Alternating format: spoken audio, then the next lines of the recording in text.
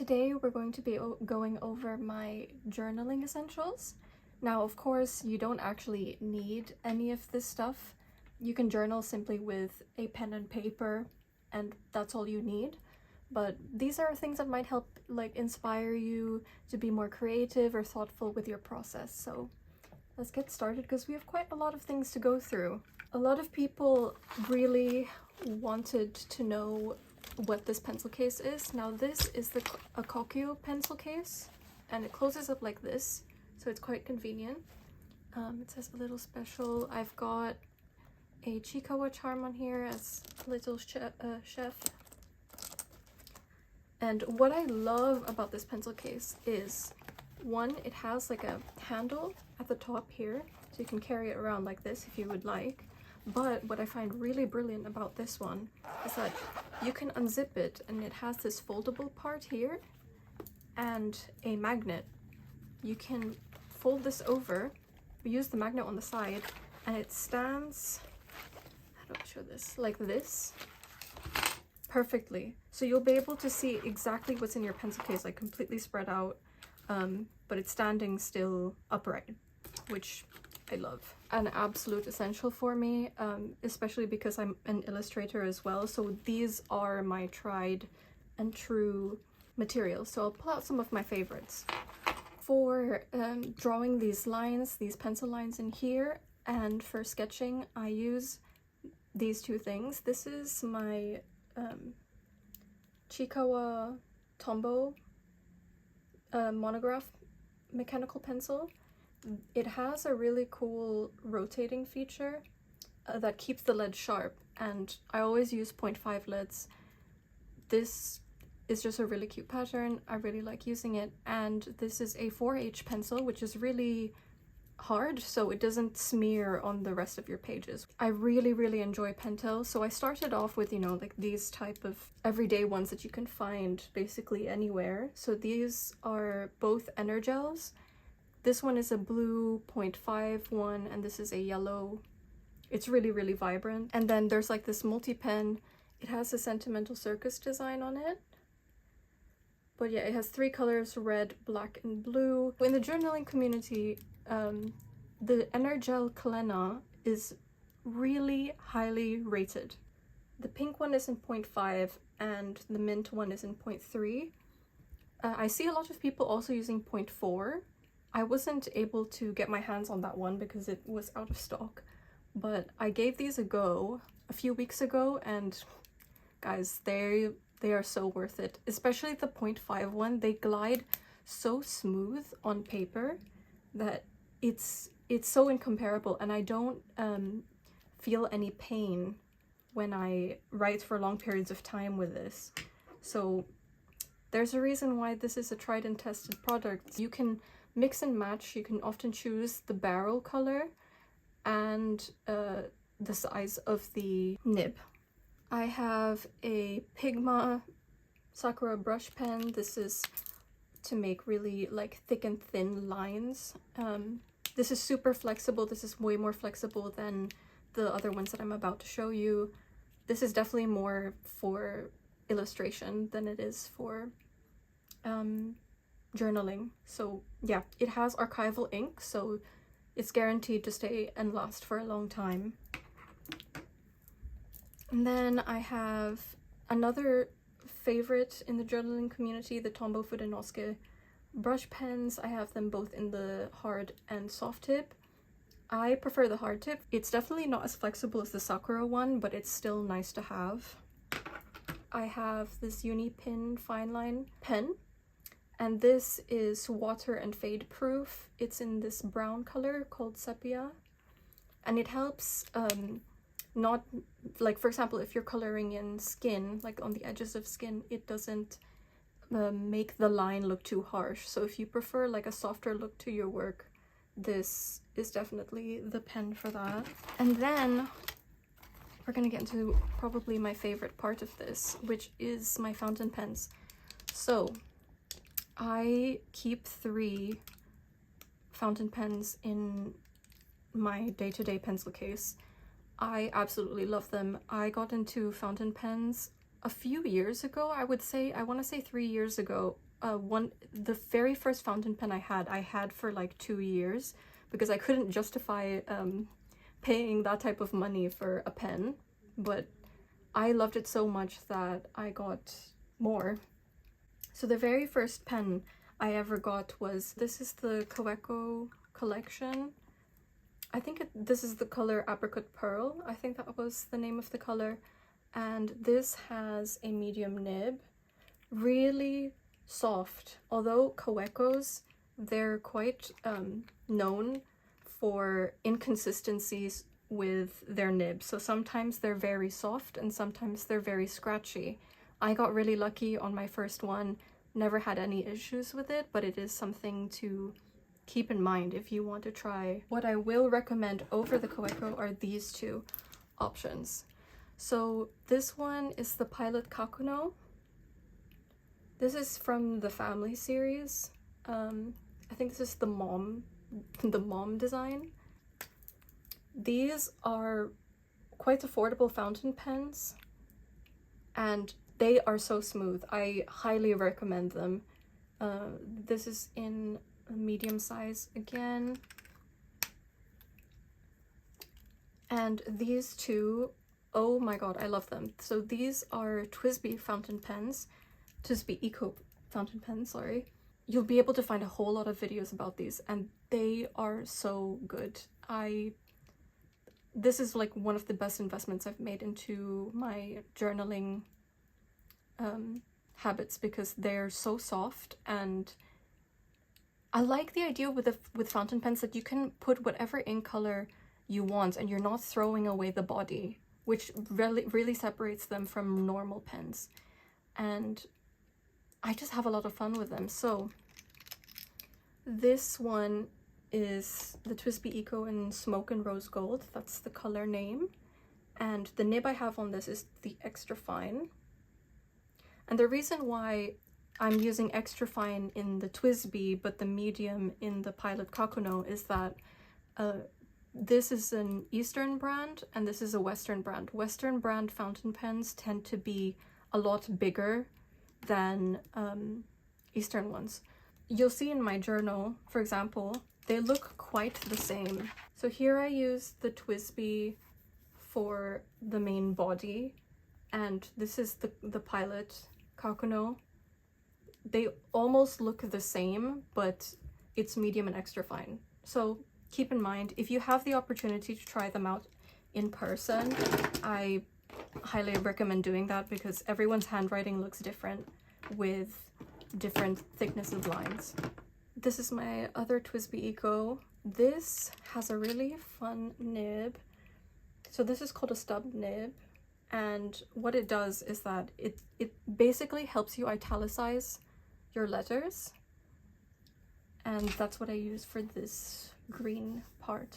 I like using white pens not only in illustration but also in journals. If I have like a huge ink spill and I just don't want it to look that harsh, I'll go in with this white pen, and it helps a little bit. It doesn't make it completely go away, but it does its job. I also carry this Midori ruler everywhere. I've had this for years. I used to have the Muji one until someone I knew sat on it and broke it, and it low-key broke my heart because I had that one since middle school. I also have a little washi wrap, like it's a card with several washi tapes on it. It's really useful for on the go if I want to decorate something on the spot. I forgot to mention that here there are back pockets and a pen slot in here. You can also put like rulers or scissors if you would like to. In this front pocket, I carry sticker tweezers, rubber sharpener, and 0.3 HB lead that actually has 0.5 lead in it. I just moved it to this one because I use the Muji leads and the paper packaging bends in this pencil case from the weight of the other pens, so I just put it into a Pentel case. Yeah, and that's it in this front pocket. And of course, I had to customize this. I added more pins to make it fun. So I have Yoshitomo Nara's I Will Rock You pin. I have this one, which I love so much. I got this at an artist fair, and it says, "When I count my blessings, I count you twice." It's so cute. I love seeing this and being reminded of it every day. And of course, I have a Chikawa and Hachiware clip. I also use it to clip my journals, if it's like, especially since this one is getting quite chunky, this becomes quite useful. In the pens that you saw, these are the inks that I filled them with. The main body writing in this pen, I use the Tatcha fountain pen ink in the color Kurocha, which means black tea, and I absolutely love this because the concept of writing in black tea colored ink really makes me happy. I've mentioned this in another video before. Yeah, it just makes me really happy. It's also not as dark as pure black ink. I don't like that black ink is so one-dimensional. So I like that this brown kind of has this really beautiful shading. Inside my Pilot Kakuno, the purple ink that you see here, this Troublemaker one called Foxglove. This is the one. And again, it has really beautiful shading. It has these blues and really dark purple hues, and I love that. And inside my stub nib, the green color is from the Pilot Shizuku line. This is in the color Bamboo Forest, and it's this kind of yellowy green. I think this is like a warm green that I find really charming when it's written in this type of style. These are quite a different range of prices. Obviously the Pilot one has the biggest bottle, it's 50 ml, but don't let it fool you, because this Foxglove one from Troublemaker is actually 60 milliliters. It's just the appearance of the bottle, whether you would like something more bougie, but as you can see, this Troublemaker ink really performs really well, and if you like something with more shading, I would go for the Troublemaker ink over the Irishizuku. So another things that I really like to carry around besides this are these two. This is a pencil board, and what this does is, especially in hobonichi notebooks or any notebooks that have Tomoe River paper or specialized paper, the point of this paper is that it's very thin and it sounds kind of crispy, especially with use. I don't know if you can hear that. Yeah, it's very crispy sounding paper. It's very thin, but it doesn't bleed through at all. See, it's really, I love this. And what the pencil board does is that it prevents, for example, if you have really hard pressure when you write, it just prevents from that pressure from getting through to the other page.